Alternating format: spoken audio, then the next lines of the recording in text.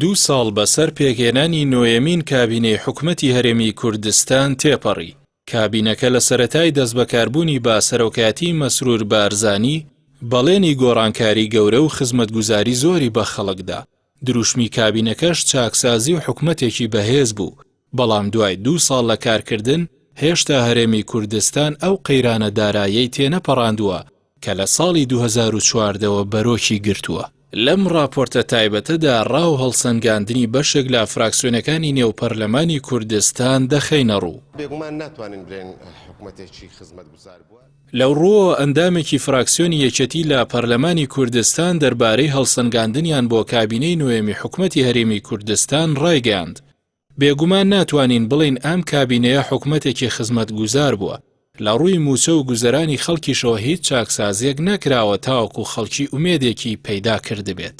بێگومان ناتوانین بڵێن حکومەتێکی خزمەتگوزار بووە، لەوانەیە بارودۆخی تایبەت هەبێ، بارودۆخێکی تایبەت و لە هەرێمی کوردستان کە مەوزوعی بارودۆخی داراییە و پەیوەندیەکانی بینی هەرێم و بەغدا تا وێستا نەگەیشتوتە بەرهەم، بەڵام لە هەموو ئەو حالەتانەش بەڵام بارودۆخی دارایی هەرێم و بازاڕی نەوت و گومرگەکان بەرەو باشی چووە، دەکرا لە ڕووی خزمەتگوزاریەوە دەتوانم بڵێم هیچ خزمەتگوزاریەک نەکراوە کە جێگای دڵخۆشی خەڵک بێ و لە ڕووی موچە و گوزەرانی خەڵکیشەوە هیچ چاکبوونێک نەکرا.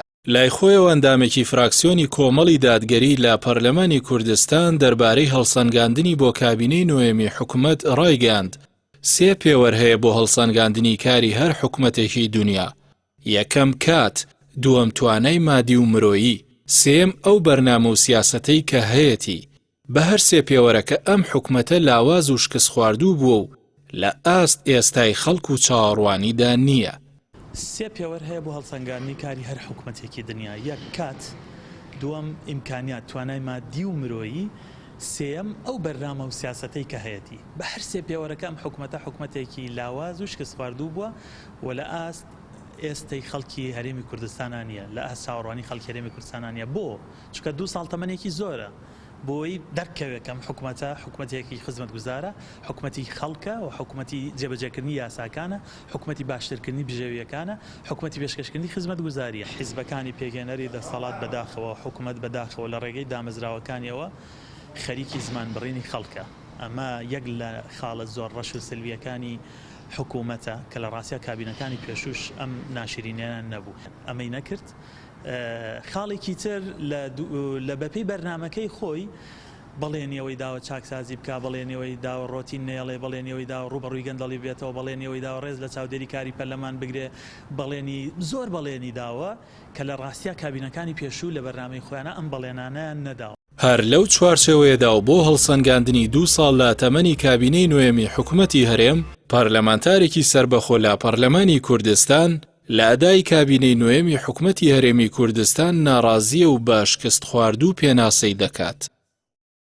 خۆی ئەگەر واز لە هەموو ئەو ساڵەکە 2 ساڵەکە بێنین باسی ئەم 2 3 مانگی کۆتایی بکەین، ئێستا حکومەتی هەرێمی کوردستان حیزب ئەو 2 حیزبە و ئەوانەی کە لە بەڕێگەڵ لە دوای کوتن باڵە دەستنتیا بە دلیلی یەک شتی زۆر بەسیط. ئێستا کە باسی داهاتەکەین، داهاتی پارێزگاکان سلێمانی و پارێزگای دهۆک و هەولێر لە 42 ئەگەڕێتەوە، لە 48 ئەچێتەوە گیرفانی حیزب و حیزبش بەکارێنێ بۆ ئەو کەسانەی کە لەگەڵیان. حکومەتی هەرێم هەر ڕۆژە و بە بیانوویەک خەڵک برسی دەکات و موچە نادات. ڕۆژێک بە بیانووی کۆرۆنا و ڕۆژێک بە بیانووی دابەزینی نرخی نەوت و ئێستاش بە بیانووی ئەوەی حزبەکان داهات ناگەڕێنەوە بۆ خەزێنەی گشتی و پارەکە دەچێتە ناو گیرفانی حزبەوە.